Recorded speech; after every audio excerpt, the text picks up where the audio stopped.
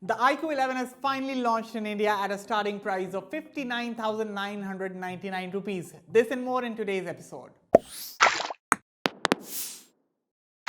Hello and welcome to a fresh new video of Daily Fiber. I'm your host Aman Rashid, and before we get on with the rest of the episode, consider hitting that red subscribe button for detailed tech videos and also turn on the bell so that you don't miss any of our latest updates.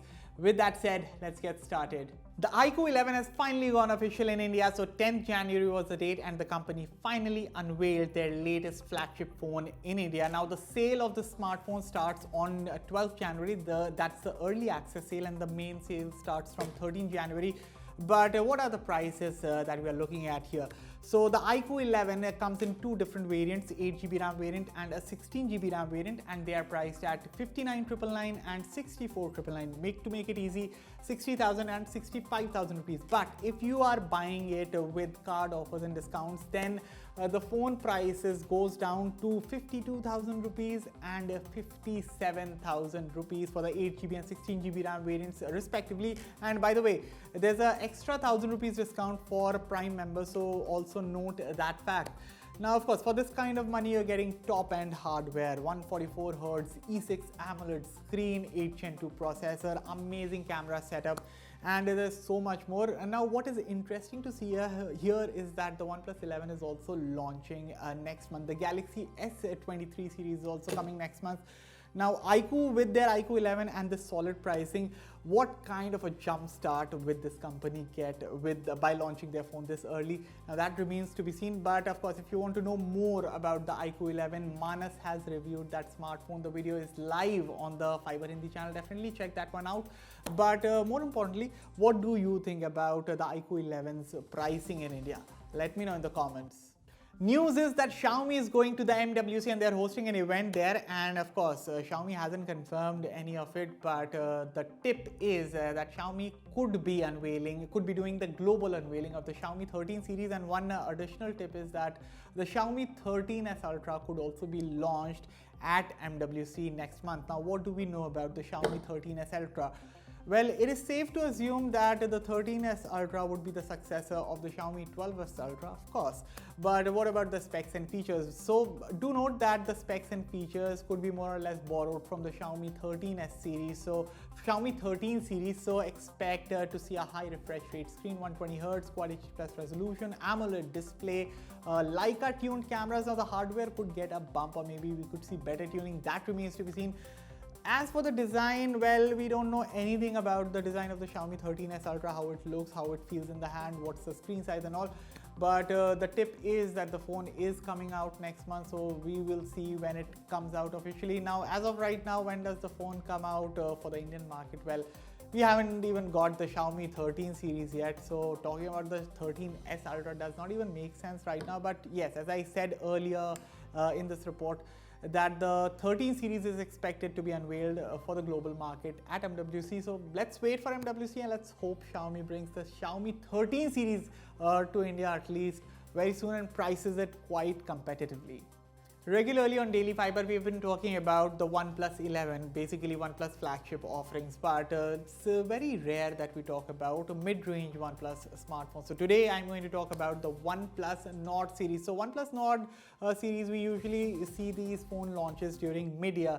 And again, it is time, the rumors are floating, and as per a report by My Smart Price, the OnePlus Nord 3, the successor to the Nord 2, could be arriving in India by mid-June, and the code name of the phone, that is Larry, has also leaked online. So apart from this code name and the leaked timeline of the OnePlus Nord 3, that is sometime in June, we don't know much about the smartphone, but if I do have to make a wild guess, like what kind of specs we can see in the OnePlus Nord 3, well, expect to see a full HD screen. The refresh rate, which is 90Hz on the Nord 2, could be bumped to 120Hz. Well, that remains to be seen.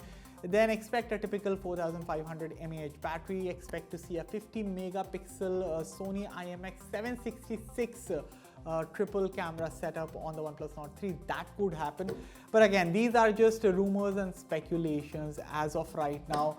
And when it comes to the pricing of the Nord 3, well, up until now, OnePlus has been pricing the Nord phones under 30,000 rupees. But looking at how the phone prices are increasing day by day, even if you look at the Redmi Note 12 situation. The phone has even crossed the 30,000 barrier. So I'm not even sure how will OnePlus price the OnePlus Nord 3, but let's hope they price it competitively. We've been talking about the Samsung Galaxy A14 and Galaxy A34. Well, today I'm going to talk about the Galaxy A24 5G. Now, this phone has just leaked on the BIS website. It's been listed on the BIS website, which suggests that an India launch could be happening very soon. Now, of course, we don't know anything about the Galaxy A24 from the BIS listing. No features or specs are given out there. But what we do know is that if we have to make an idea as to what the Galaxy A24 could be, well, if we look at the A23, that phone came with a 90Hz LCD display, Snapdragon 680 processor, pretty mid-range, package that phone was. So around the same lines, expect the Galaxy A24 to be more or less the same. So expect to see a 4000 mAh battery along with the 15-watt charging. That is something that is being tipped, by the way, that will come on, that could come on the Galaxy A24. Now, another report is also suggesting that there could be a 48 megapixel triple camera setup at the back, 48 megapixel main camera, 8 megapixel ultra wide, and a 5 megapixel tertiary camera. Now, apart from this, also expect to see a Super AMOLED display. It could be a Full HD Plus display. Now, that is also something that remains to be seen. But apart from that, no other, no concrete rumors or specifications have leaked online. Of course, we'll get to know more in the coming time. And also note that none of this information has been officially confirmed on the part of Samsung yet. In the times where smartphone prices are going like way higher, we just saw the budget king Redmi Note series this year around crossing the 30,000 rupees price barrier. In total, budget phones are very rare to find these days. But if you are someone who wants to buy a budget phone, but with all the necessary features that you would need in a smartphone, what are the necessary features? A dual camera if you need, a large display, rear fingerprint sensor, quad-core processor, and much more. Well, the Poco C50, it's not even a sub 10,000 rupees phone, it's a sub 7,000 rupees phone. So the current prices of that phone are set at 6,250 rupees if you buy the base variant of this phone, and if you just decide to buy the top tier variant, that is the 3GB RAM variant, well, even that one is priced at 6,999 rupees, and for under 7,000 rupees, even the phone, the looks of the phone, you get a leather-like finish at the back. Multimedia experience is great. It has loudspeakers, and there's so much more that the phone is offering for so less money. So if you want a budget phone with all the necessary features that you need in a smartphone for under 7,000 rupees, the Poco C50 is the one to go for. And with that, we have reached the end of this episode. So what are your thoughts on today's video? Let me know everything in the comments below. And as always, for all the latest in tech, stay tuned to Fiiber. Thank you for watching.